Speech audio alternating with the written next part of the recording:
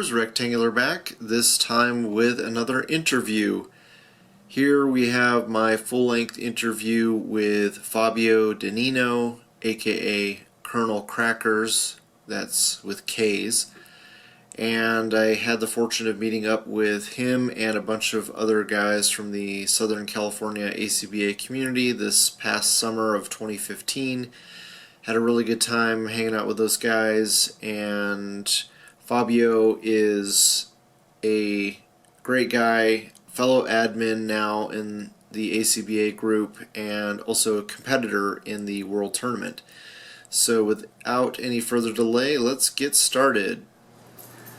Alright, so here I am with Fabio, and do you have like a handle that you go by, either on Instagram or Facebook or YouTube? They call me Colonel Crackers on all the social medias. Okay, great. With K's. Just like me, like Rectangular. Right. I had to do that by necessity.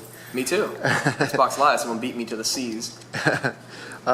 So thanks for coming out. I know you had kind of a long drive to get here, and we're going to meet up with some other guys in the community here pretty soon. But before Fabio has to take off, I wanted to grab him for some quick questions. First question I have is, do you remember the first comic book or character from a comic book that really got you into either collecting comics or action figures? I think the most precise example I can think of goes all the way back to Spider-Man Classics, the battle-damaged, superposable at the time Spider-Man with the lizard base, and it comes, all the Spider-Man Classics came with the comic book, so that, I think it was Torment Part 3 of 5 or something like that, and it was just, one of the most amazing things. The art was Todd McFarlane, it was just amazing. I took that comic book with me to class, and I would kind of draw doodles based on it and stuff, and that was one of my first figures. And then of course after Spider-Man Classics came Marvel Legends, and I jumped on from there. Kind of stopped through the end of my middle school and beginning of high school days because of the cool factor. And then I found a stash of them at a local drugstore in my hometown, and it was the entire, I think, Onslaught wave, and I was like, whoa, that's amazing. I haven't seen these since I was a kid, and I picked them all up, built Onslaught, and that's when I started trickling onto eBay and finding more and more things that I was missing from my collection through MarvelLegends.net, which is one of the craziest, displays and resources for Marvel Legends collectors. And through that, I discovered Shartimus Prime's reviews because I wanted to see which versions I wanted to get, and through Shartimus Prime came A.C.B.A. Okay, yeah, that's pretty similar to the way I started as well. And so that kind of tags off into one of the other questions I had about A.C.B.A. is let's see. Yeah, how did you discover A.C.B.A. and what made you want to participate in the art form? What made me want to participate is just a desire to, I guess, wipe some of the dust off the figures because they were just sitting on my shelf. I always had them displayed in a nice arrangement. Captain America in the front, and just like a team portrait picture. And then I just kind of realized that I could do something more with them, and I started like everyone else with just simple black backgrounds, a little trick photography, and here and there. But once I realized this is something that could really keep me going, and really fueled my creativity in ways that other things don't. I do a lot of creative things, I guess, but this is a different outlet, I guess. And so it really spoke to me the way people are as detail-oriented about their scenes as I am with even just like a simple shelf display. I'm very precise about posing, and that was one thing that drew me to them, was really the precision and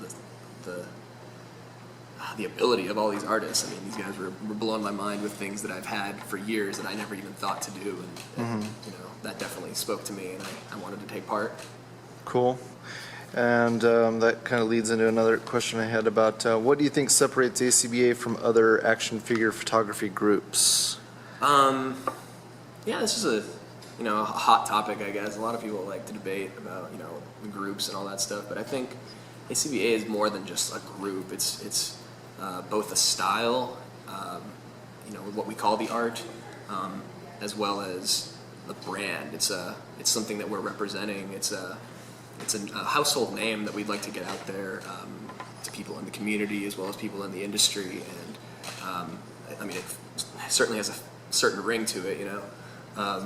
So I think what separates us from other groups is really our ability to want to take it to the next level, to take it past just Instagram and past hashtags and that kind of thing. We want to become like a globally recognized brand that represents the collectors and the toy community as a whole in terms of how we like to pioneer the style of display.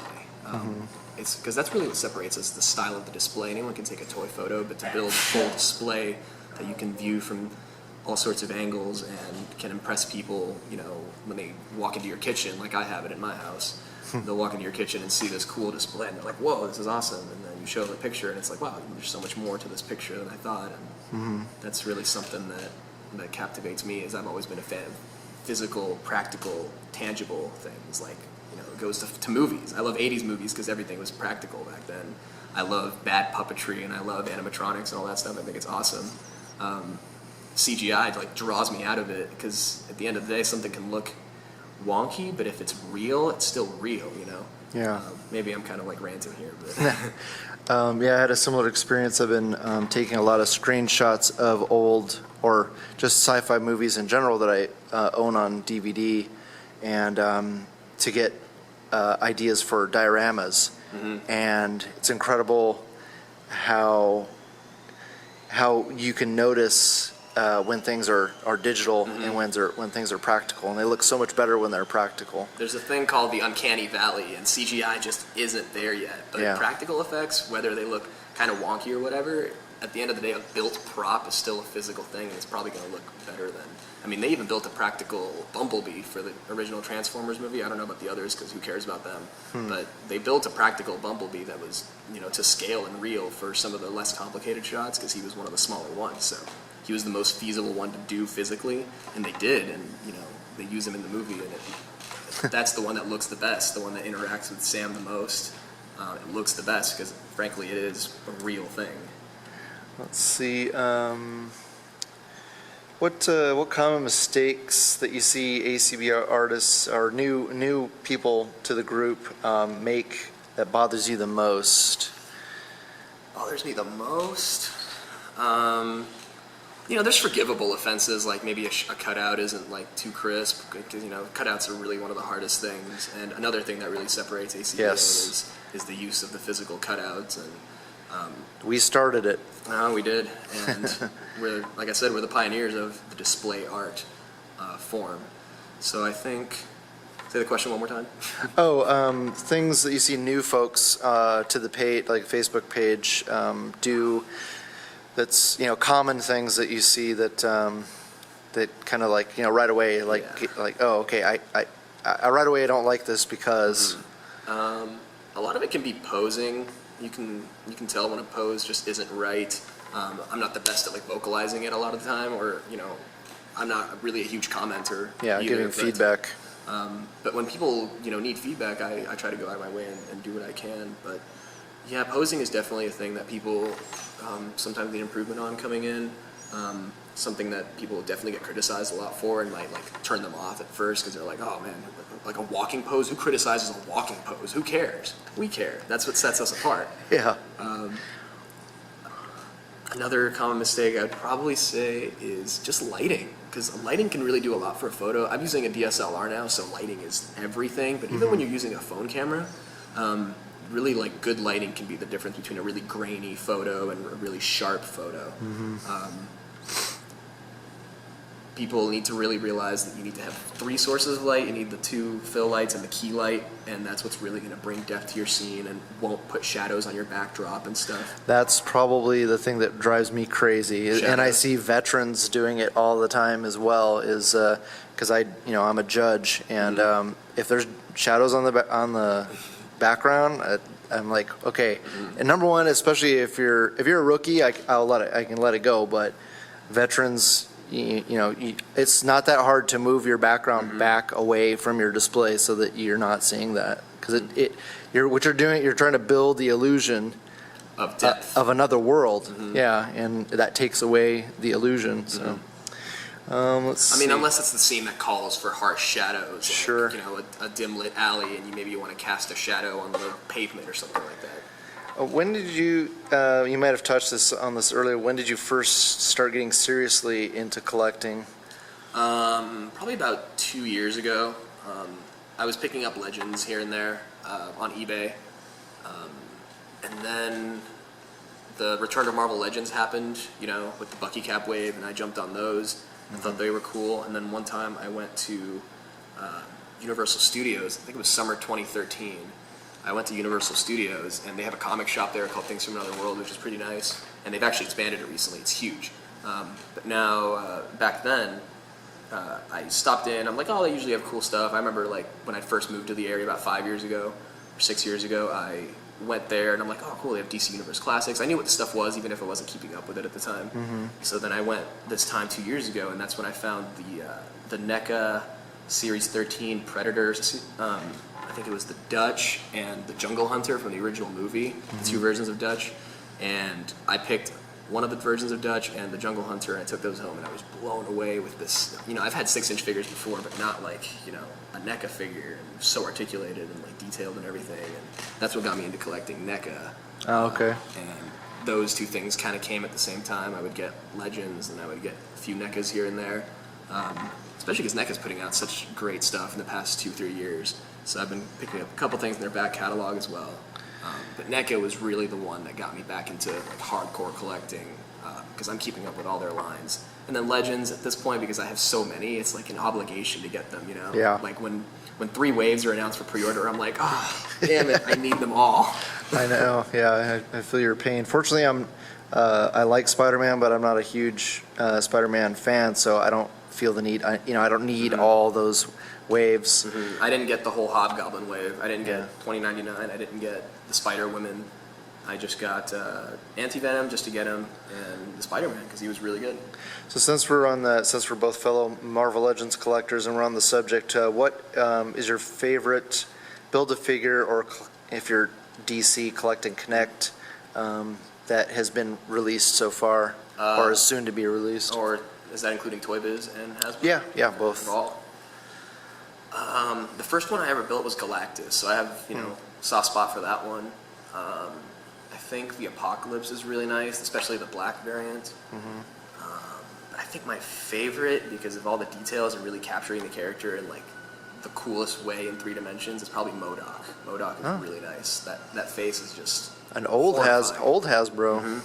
Old Toy Biz. Oh yeah, you're right. That was the end of Toy Biz. That horrible Spider Woman that was in that. Oh gosh! Thank goodness we got rid I of. should have gotten I had 2 options. I could either get the black variant or the regular, and I'm like, oh, man, I'm just gonna get the regular because screw it. And then they remade the regular. Now I wish I had gotten the black one because they're probably not gonna make the black one. Yeah, someday. I need to complete my Force Works team. So what BAF would you like to see Hasbro do the most, or that they haven't already announced? I think maybe a new Apocalypse would be cool, just because the old one's so hard to get and so expensive, or a new Sentinel. I'm a fan of like re-releases in the sense that some of the figures are so blown up in price now that it's hard to get them. But as far as like a new character, it'd have to be like another big character. A new Ant-Man also would be good. Sure. Or not Ant-Man, Giant Man. I'm gonna have to I'll see if you agree with me, because I'm a big Thor fan. Surtur. That would be cool. Yeah. Or a big destroyer too, like Yeah, destroyer. a big destroyer would be nice as well. Even a Volstagg the Voluminous, but with all the other Warriors 3 as part of the wave. That would be cool. Yes, that would be awesome. Yeah, they've been kind of crapping on the Thor. They've had a lot of opportunities. They've had 2 movies that they could have made a Thor wave, and they haven't. They did the 3 3/4 inch stuff. Who cares? Yeah, that's how I feel. Frankly, I'm not a 3 3/4 inch collector. Collectors out there that 3 3/4 inch Let's see. doesn't display as well, in my opinion, like in mass. What was the most disappointing figure or figure experience that you ever had? Like something either breaking on you, or a trade gone bad, or like you got. With my most recent example, just because it's the most recent. Sure. I can think of it better. I've been getting into the NECA Pacific Rim line because I'm just a huge NECA fanboy at this point, so I'm down to give them money even in the downtime when I'm not giving them money on the more important lines. So I bought like 4 Kaijus, I think 7 Jaegers, and I've had, I think, 3 of the Jaegers break on me right out of package. And those are pretty expensive, right? Some of them, I got pretty close to retail on all of them, so that's pretty good. What do they go for at They're retail? about 20, 25. Okay. Deluxe Kaijus can be like 25 or 30. Okay. Otachi was like 50, or I paid 40 for her, so that's pretty good. Okay. But I think some of the older Jaegers and the thinner joints on them kind of break a lot easier. And really, like any old NECA products break pretty easy, like the T1000s from the Terminator line. The only figure that's ever broken on me was a NECA. Yeah. And it broke for Bob the Odd in the same place, so I don't feel like it was my fault. It was a what the hell is it called? Resident Evil. The guy with the gas mask on. Oh, one of the Operation Raccoon City. Yeah, Raccoon City, yeah. The leg. It's like Vector or something like that. The leg broke right at the ball joint. Ooh. Yeah. See, I was thinking of buying that actually because I buy things for accessories sometimes, you know. So Yeah, not the best quality plastic. I think they're getting better. Their newer Jaegers and Kaijus are a lot sturdier stuff, but some of the older releases or re-releases of old releases are a little more fragile, like Crimson Typhoon and Striker Eureka. And I think the last one I had break on me, which is a recent one actually, is Tacit Ronin, the white one. Okay. The arm broke right on me, so that's just super good in place, just battle ready at all times. That's all we can do. Let's see. Which figures are you most excited for that have been announced so far? You know, it doesn't matter if it's Legends or NECA otherwise. Legends, I'm definitely looking forward to that 4-pack of Age of Ultron. It's like Thor, Bruce Banner. Okay, the movie Yeah, figures. those. Amazon exclusive. Okay. If they ever come out, who knows? Looking forward to that. Looking forward to the Ant-Man stuff, some new characters on there that they were promised, you know, however long ago, and we're finally getting. NECA, definitely looking forward to Aliens Ripley. I already have the Alien 1 Ripley, both versions, really nice. Can't wait for the Aliens version. The Power Loader for her. Commando, Arnold Schwarzenegger flick. There's the Ultimate version coming out. It's basically like a repainted Dutch, but Sure. I'm balls deep on those Dutch figures. I have so many of them for customizing, just for they're perfect. And the T1000 that they're re-releasing, as well as like the T800. They're doing Ultimate versions, so they're fully articulated. And Sarah Connor is another big one. That's going to be really cool. Cool. Let's see, which figure do you wish would be made by by which company? Like if you had a dream, like say, you know, you could just hire a company to build whatever figure you wanted. I'm gonna have to go with NECA on this one because I'm just a fanboy. Mad Max has been getting a lot of love. I haven't seen it yet, but I love the old flicks. So I'd love like a Road Warrior Max, but you know, who knows about the rights of that movie? Sure. From what I understand, they can't get the rights to it. No one can. Warner Brothers didn't give out the rights for that. Yeah. So that's a loss. But Daredevil definitely needs to get some action figures. The Netflix show, that'd be really cool. It's kind of weird because it's an R-rated show. They can't really do toys for it, but. Oh, they have in the past. I mean, look at Predator and all those other. Yeah, that's true. I don't know about NECA on that one. That would probably be Hasbro or something. Yeah. But like if you had your dream, like for me, SH Figure Arts, they are.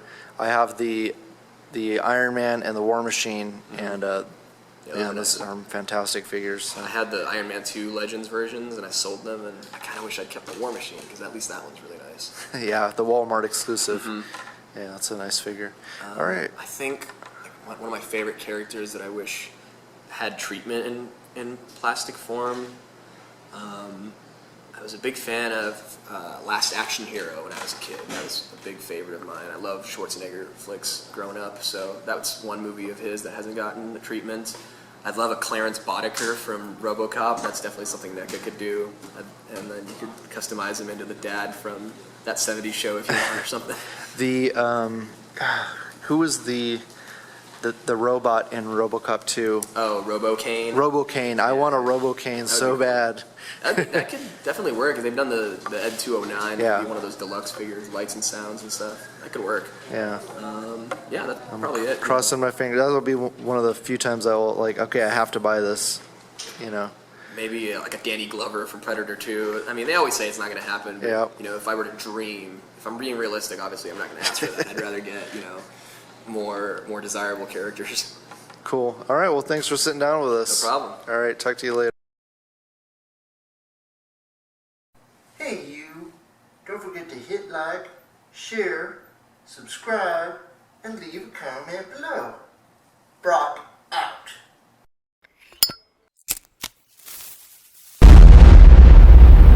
That's crispy.